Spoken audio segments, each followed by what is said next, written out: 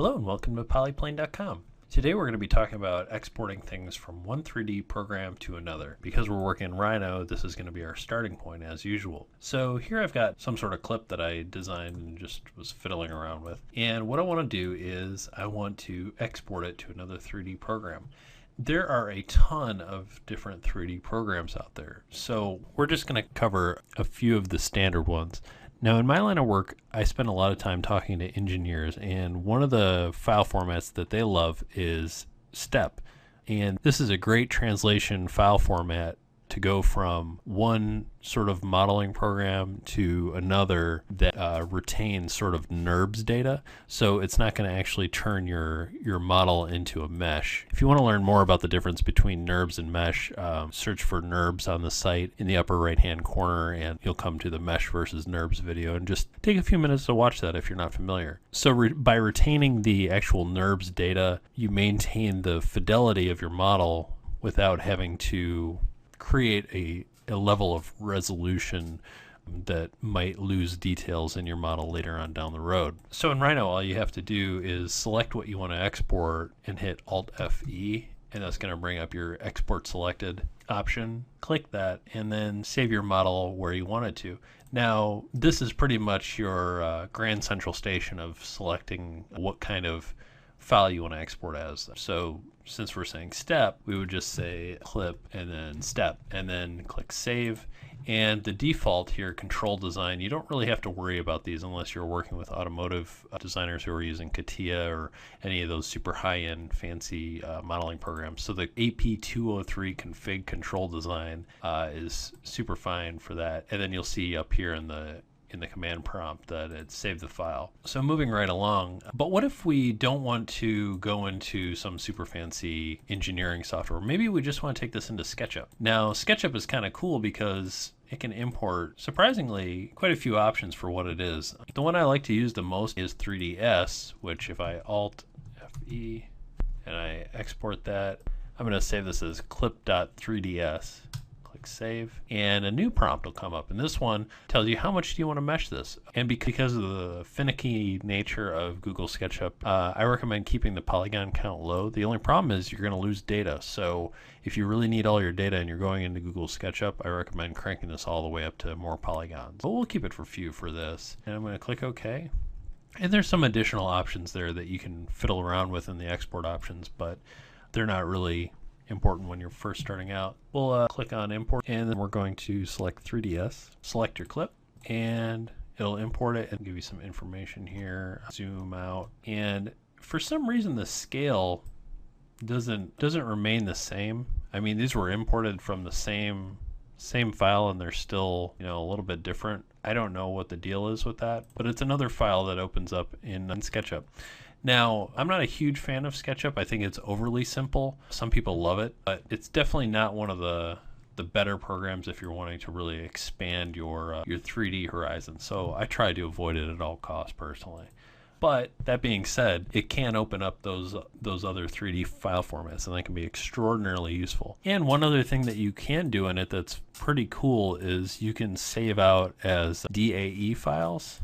Hey, there we go. Now it's saving with the color information, which is really great for if you're going to be 3D printing. That's a great file format to use. And all you do is go on File, Export, 3D Model, and then save it. And you can save out with a lot of these, even Google Earth if you're going to model up buildings and stick those in there. But OBJ is another good one. But yeah, so DAE, which is Collada.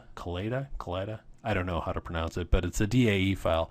That's a great file format to use for 3D printing. And then you can specify your units here and stuff, so that's pretty cool. That's in SketchUp. Now, if you happen to have Modo or ZBrush or any of these, you can actually import a much cleaner version of your model using the same file formats. Actually, we'll do OBJ because that's a pretty good universal file format. So I'll hit Alt-F-E, bring up export selected, and then I'm going to save this as an OBJ file and save it. Now this is one of my, we're going to save mesh, and we'll do, don't click on Y up. That's going to make this thing rotate 90 degrees up on the Y-axis. You don't need to do that. So I'll click OK, and it's going to mesh it, bring it into a format that both ZBrush and Modo can use.